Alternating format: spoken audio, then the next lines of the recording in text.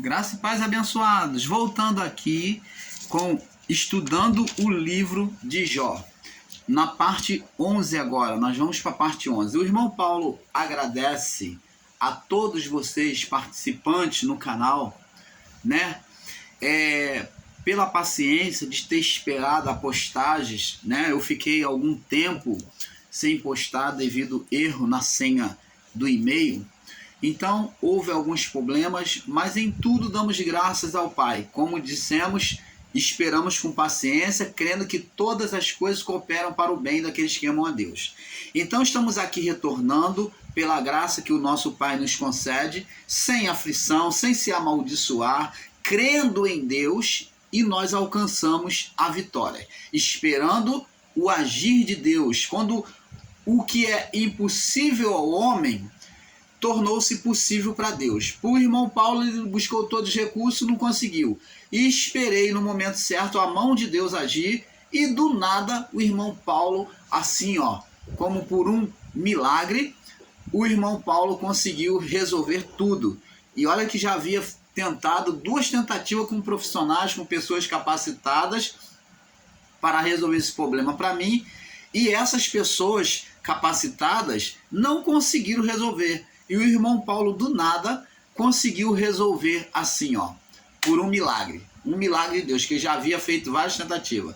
Então, agora, por um milagre, Deus nos concede a graça de voltarmos mais uma vez. Então, o canal Luzes da Graça, junto ao canal Graça pela Luz, está ativo aí, tá? Vamos prosseguir no estudo.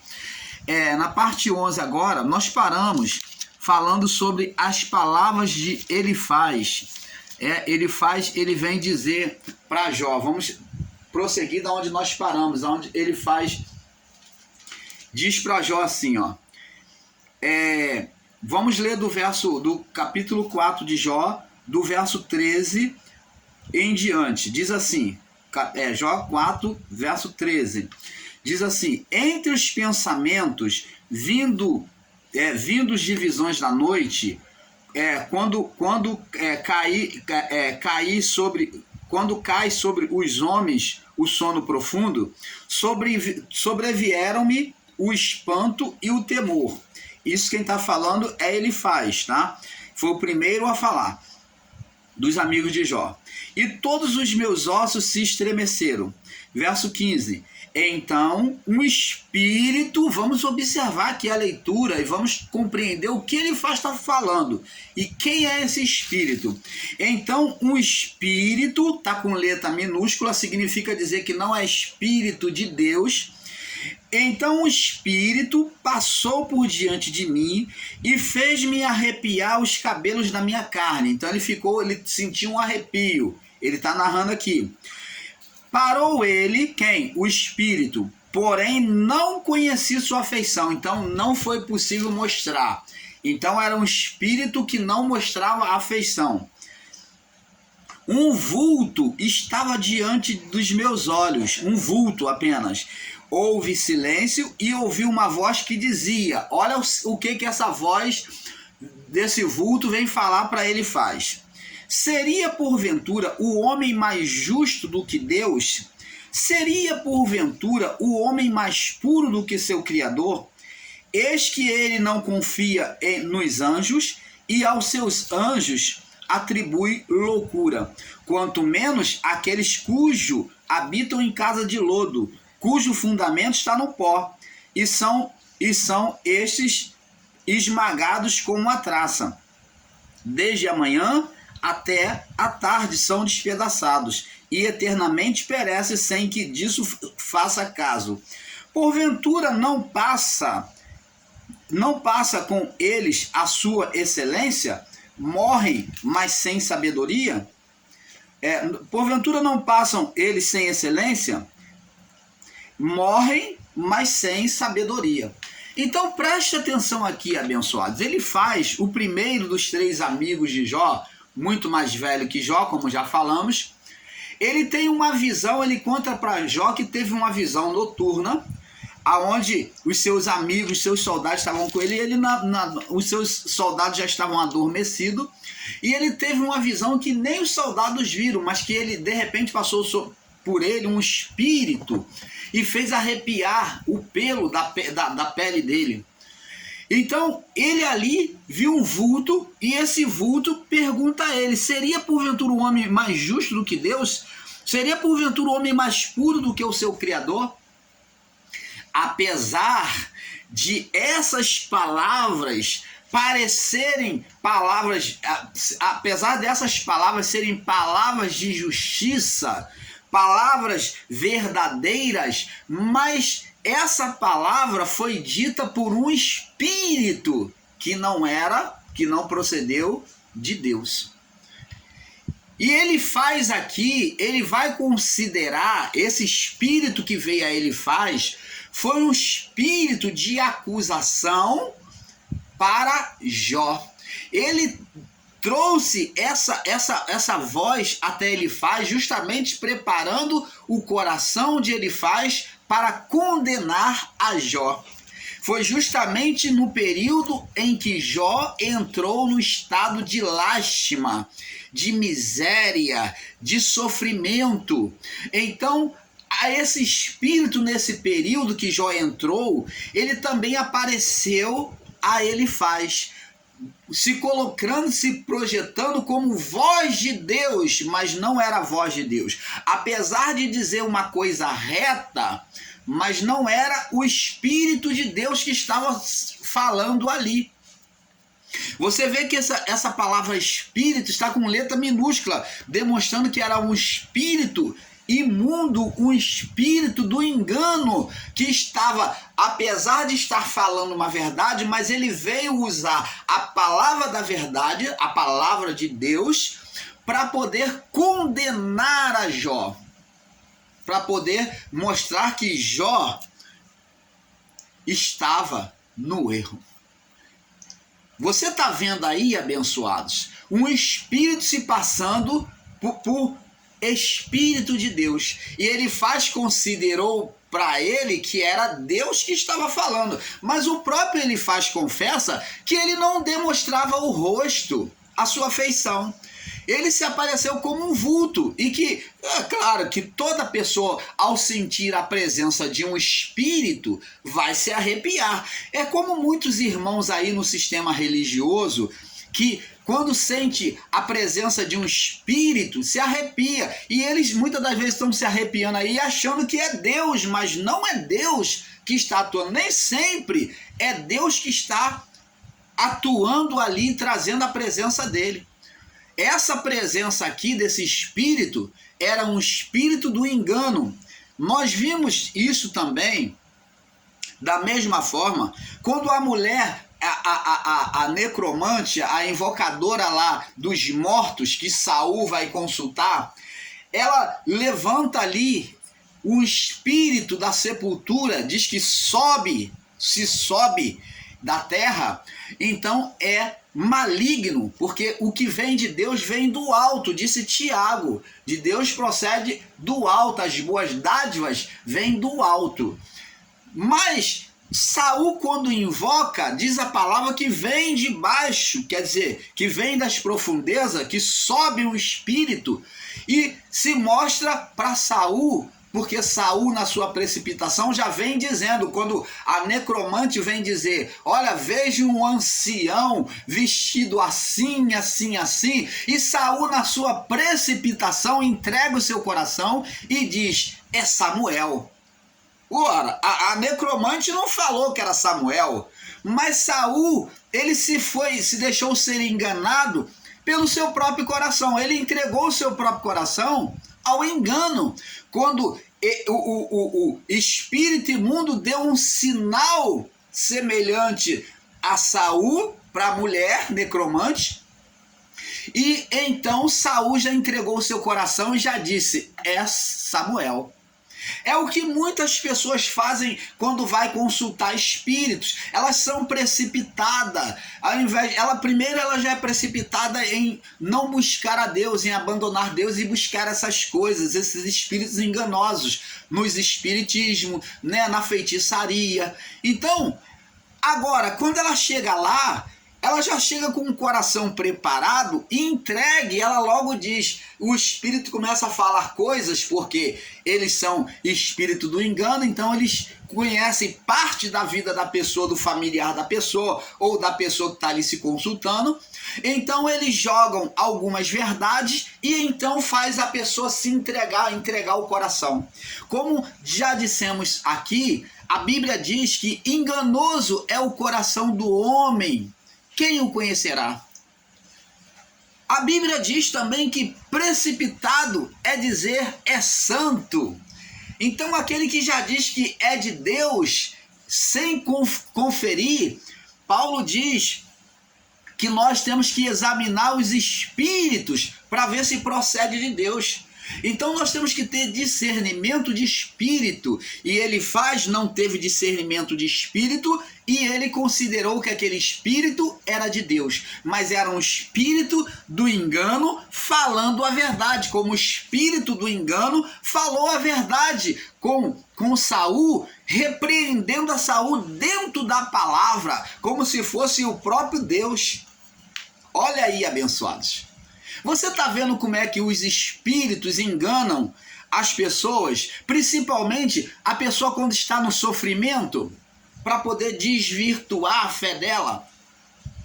Aqueles que estão no sofrimento são um prato cheio para os espíritos do engano. Por quê? Porque os espíritos do diabo, ele é covarde, ele age na fraqueza do homem, nas oportunidades. Ele esperou Jesus estar durante os 40 dias, ele esperou Jesus ter fome na fraqueza da carne, para ele então começar a tentação, a provocação para tentar desvirtuar Jesus.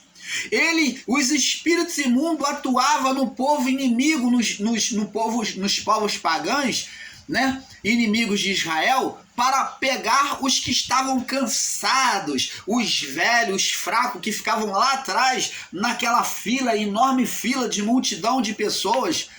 Eles ficavam a distância muito grande dos primeiros, então eram o rabo da fila, né? O final da fila. Então os inimigos, povos pagãos, os amalequitas e os medianitas pegavam o povo por trás, eles nunca pegavam pela frente, os mais fortes, os que iam adiante, mas pegavam a retaguarda. Você está vendo como é que o inimigo, as forças espirituais, eles agem na oportunidade? Então aqui, como o espírito que enganou a Saul, dizendo que era Samuel, se mostrando para Samuel, porque Saul abrigou no seu coração, porque foi precipitado. Precipitado é dizer é santo. Enganoso é o coração do homem, quem o conhecerá? Há caminhos ao homem que parece ser bom, mas o seu fim não é o melhor. Então, o homem, na sua precipitação, ele acha que o caminho, que aquilo que ele viu, que aquilo que ele vai estar fazendo, a direção que ele vai tomar é certa, mas depois o fim não é o melhor. E ele faz como Saul viu esse espírito e achou que fosse Deus, o Espírito de Deus. Então ele vem tentar usar isso para repreender a Jó. Vamos ler agora no capítulo 5. Aí, verso 21, no final da fala de Elifaz, aqui falando sobre esse espírito, ele diz aqui no verso 21, Jó 4, 21. Porventura não passam eles... não passa com eles a sua excelência, falando de Jó, na sua majestade, que vai perecer tudo, morrem, mas sem sabedoria. Está dizendo que Jó não tinha sabedoria e entendimento de Deus. Então aqui é um espírito de condenação se passar pelo Criador, condenando a Jó. Agora no capítulo 5, vamos capítulo 5, verso 1. Chama agora alguém que te responda. Olha o que ele faz, está falando. Clama a Deus agora. Alguém que te responda. Olha só a afronta que ele está fazendo com o seu próprio amigo, em estado condenando seu próprio amigo, falando, clama a Deus agora, eu quero ver se ele vai te responder. Clama a Deus agora, eu quero ver que ele vai te responder. E para qual dos santos te virarás? Verso 2. Porque a ira dói, porque a ira destrói o louco, porque a ira destrói o louco, está chamando Jó de louco, e o zelo mata o tolo. Bem vi eu, o louco, lançar raízes, falando de Jó, que ele lançou raízes, fundamentos, mas vai perdeu tudo. Porém logo amaldiçoei a sua habitação. Seus filhos estão longe da salvação e são despedaçados as portas e não há quem os livre. Falando agora da família de Jó, né? A sua messe o faminto devorará, a sua riqueza o faminto devorará, e até dentre os espinhos atira, e o salteador traga a sua fazenda, porque do pó não procede a aflição, nem da terra brota o trabalho. Tá vendo? Porque do pó não procede a aflição, nem da terra brota o trabalho. Mas o homem nasce para a tribulação, como as faíscas que se levantam para voar. Porém, eu buscaria a Deus e a ele entregaria a minha causa. Então ele está agora aconselhando a Jó buscar a Deus. Ele faz coisas grandes e inescrutáveis e maravilhas sem número. Ele dá chuva sobre a terra e envia águas sobre os campos. Então vemos aqui que ele está falando verdade com acusações. Verdade, o que ele está falando acerca de Deus, sim. Mas ele fez uma acusação mostrando que Jó estava em condenação e que ele precisava se consertar diante de Deus. Verso 10, ele dá chuva sobre a terra, envia água sobre os campos, verdade. E para pôr aos abatidos no lugar alto, e para que os enlutados se exaltem na salvação. Isto é verdade, é o que vai acontecer com Jó. Ele está falando a verdade que ele nem sabia que iria acontecer. Ele aniquila as imaginações dos astutos, para que as suas mãos não possam levar coisa alguma a efeito. Ele apanha os sábios na sua própria astúcia, e o conselho dos perversos se precipita. Eles de dia encontram as trevas, e ao meio-dia andam as apalpadelas, como de noite. Andam como cego, né? Como de noite. Verso 15. Porém, ao necessitado, livra da espada e da boca deles e da mão do forte. Assim há esperança para o pobre, e a iniquidade tapa a sua boca. Eis que bem-aventurado é o homem que Deus repreende. Não desprezes, pois, a correção do Todo-Poderoso. Então, essas palavras que ele está falando aqui, são palavras de verdade, palavras divinas. Mas ele usa uma condenação primeiro para Jó, dizendo que ele está em estado de condenação, e ele usa as verdades sobre Deus. Ele tem uma visão de verdade sobre Deus? Tem. Aqui, tudo que ele está falando aqui agora é verdade. Ele diz aqui no verso 18, no verso 17, eis que bem-aventurado é o homem a quem Deus repreende, não desprezes, pois, a correção do Todo-Poderoso, porque ele faz a chaga e ele mesmo liga, ele fere e as suas mãos curam. Então, é o entendimento dos nossos irmãos literais que foi Deus que trouxe a chaga sobre Jó. Olha, preste atenção. Uma coisa é soberania, é Deus falar, vai lá e toca. Mas foi Deus que tocou? Não. Então não foi Deus diretamente que fez as chagas. Mas na sua soberania, Deus permitiu. Então, há uma meia-verdade aqui na palavra de ele faz. Sobre o estado absoluto soberano de Deus, essa palavra de ele faz é verdade. Mas sobre o estado literal, não é verdade. Não, literalmente, não foi Deus que tocou em Jó. Não foi Deus que fez a chaga em Jó. Ele vai curar sim, mas não foi ele que fez. Porque ensinar que foi Deus que fez é um erro. É um equívoco de entendimento. Verso 19. Em 6 angústias te livrará, e na 7ª o mal não te tocará. Na fome te livrará da morte, e na guerra da violência da espada. Você está vendo? Se ele vai livrar, então como é que ele faz? Olha só a contradição. Como é que é Deus que fez? 21. Do açoite da língua estarás encoberto, e não temerás a assolação quando vier. Da assolação e da fome te rirarás, e os animais da terra não temerás. Porque até com as pedras do campo terás o teu acordo, e as feras do campo serão pacíficas contigo. Então aqui está mostrando a soberania de Deus sobre tudo. E saberás que a tua tenda estarás em paz, a tua família, a tua casa estarás em paz. E visitarás a tua habitação e não pecarás. Também saberás que se multiplicará a sua descendência. Também saberás que se multiplicará a tua descendência e a tua posteridade como erva da terra. Na velhice irás à sepultura, e como se recolhe o feixe de trigo a seu tempo. Eis que isto já havemos inquirido, e é assim.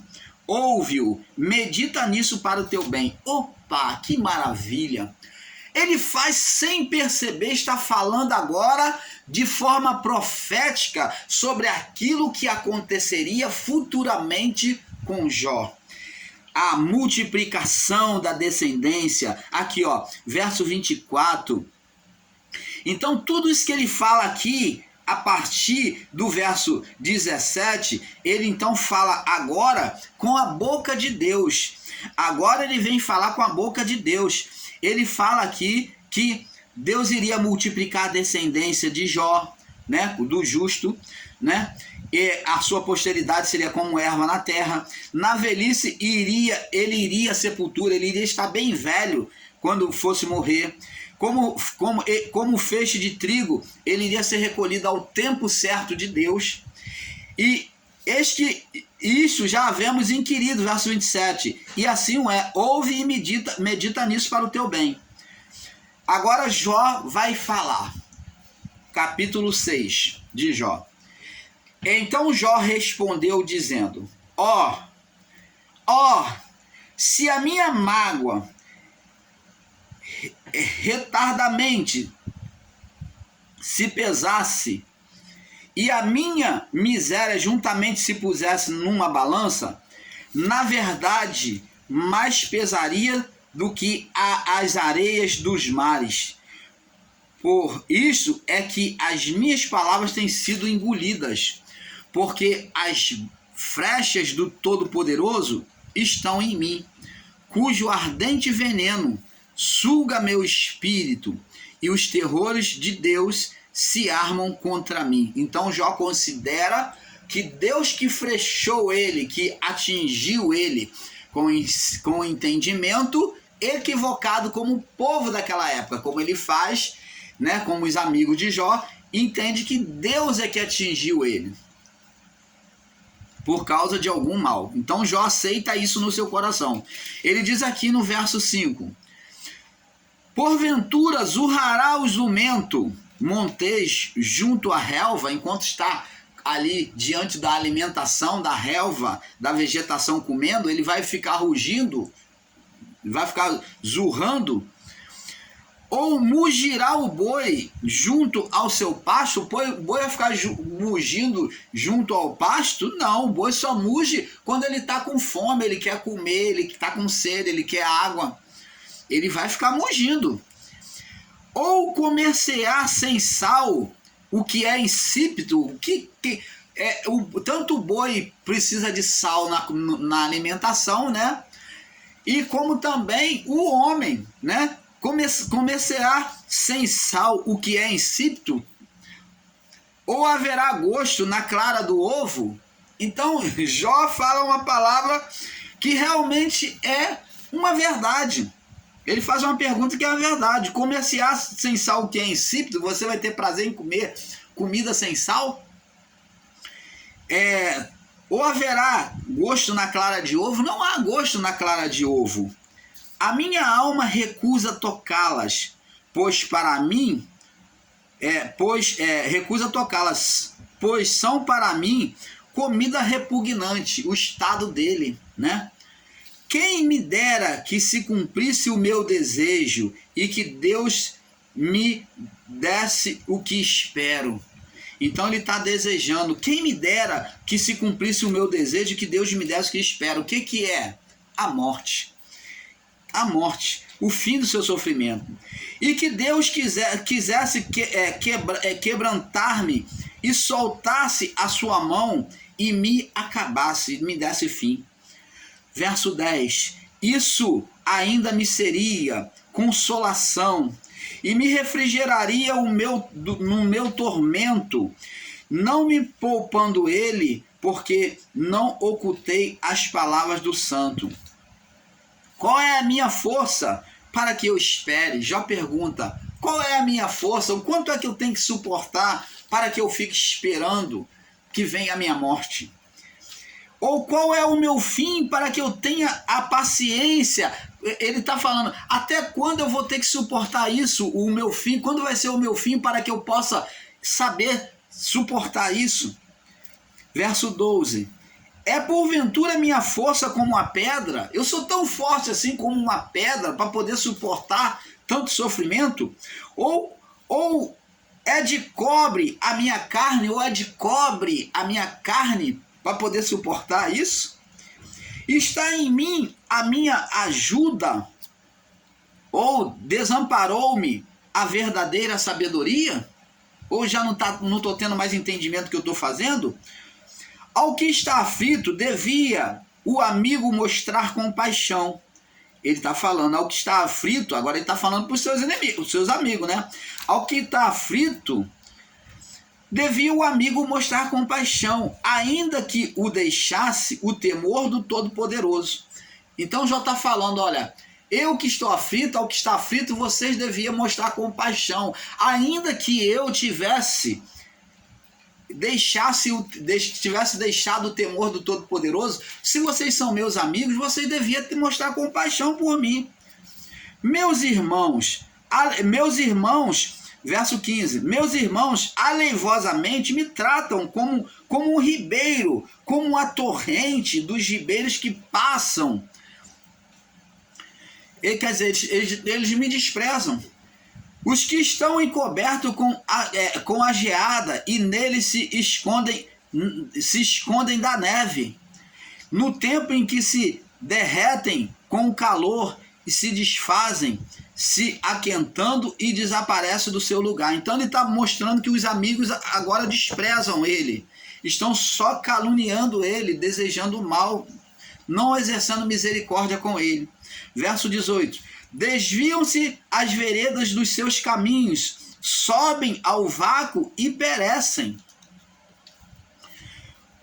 Os caminhantes de Tema, né, que são os temanitas, né? Os temanitas, falando de Elifaz, os temanitas, mostrando que Elifaz é de Tema, da cidade de Tema. Então diz aqui, os caminhantes de Tema os veem e os passageiros de Sabá esperam por eles. Ficam envergonhados por terem confiado e chegado ali se confundem. Agora sois semelhante a eles, viste o terror e temeste. Vocês estão vendo agora que o que eu estou passando e vocês agora estão com medo, vocês estão me fazendo acusação, é isso que já está dizendo. Acaso disse eu, dai-me e oferecei-me presente dos vossos bens? Ele está fazendo uma pergunta aos seus amigos. Eu acaso estou pedindo alguma coisa a vocês, presente ou riqueza, para vocês estar se esquivando de mim ou me acusando? Ou livrai-me das mãos do opressor? Ele está pedindo para vocês, eu estou pedindo a vocês para me livrar da mão do opressor, para que vocês venham me condenar? Ou redime-me redime-me das mãos dos tiranos. Estou pedindo vocês para livrar da mão dos meus inimigos, dos tiranos, dos poderosos. Verso 24. Ensinai-me e eu que me calarei, e fazei-me entender em que eu errei. Jó diz para eles, não estou pedindo nada a vocês, não estou pedindo riqueza, não estou pedindo a vocês que para livrar da mão dos meus inimigos, eu não estou pedindo presente, eu não estou pedindo você para me livrar da mão de nenhum opressor, mas eu estou pedindo vocês apenas, eu só espero de vocês que vocês me dêem uma direção, que vocês me ensinem naquilo que eu errei, que vocês me ajudem, me diz naquilo que eu errei, me faz entender. Aí ele diz aqui no verso 25, quão fortes são as palavras da boa razão, mas o que é que censura a vossa repreensão? Então, ele está dizendo, vocês, ele diz aqui, quão fortes são as palavras da boa razão, mas o que é que censura a vossa repreensão? Vocês estão censurando quem na vossa repreensão? Porventura buscareis palavras para me repreenderes, visto que as razões do desesperado são como o vento? Ele está falando, a razão do desesperado é como um vento. Ele está ali falando palavras de um desesperado que precisa ele quer sair daquela situação, principalmente de enfermidade. Verso 27, mas antes lançais sorte sobre o órfão. Ele agora se compara a um órfão, ao desamparado. E ele está dizendo, mas antes vocês estão lançando sorte sobre um órfão. Ele se compara a um órfão desamparado, que os amigos estão acusando, né? E fica jogando um montão de palavras que não sabe, fazendo várias acusações. É isso que o Jó está falando. E cavais uma cova para o amigo. Verso 28, agora, pois, se sois servidos, olhais para mim, e vede se minto em vossa presença. Voltai, pois, não haja iniquidade, tornai-vos digno, que ainda a minha justiça perecerá nisso. Há porventura iniquidade na minha língua, no meu falar? Há iniquidade nas minhas palavras? Ele está dizendo, eu estou errado naquilo que eu estou falando? Ou poderia o meu paladar distinguir coisas iníquas? Capítulo 7, verso 1. Porventura não tem o homem guerra sobre a terra? Porventura o homem não vai ter aflição sobre a terra, guerra? Ele está dizendo que é oposição sobre a terra, sobre a vida. E não são os seus dias como os dias do assalariado, que chegar o tempo ele vai receber a sua paga? É isso que já está dizendo.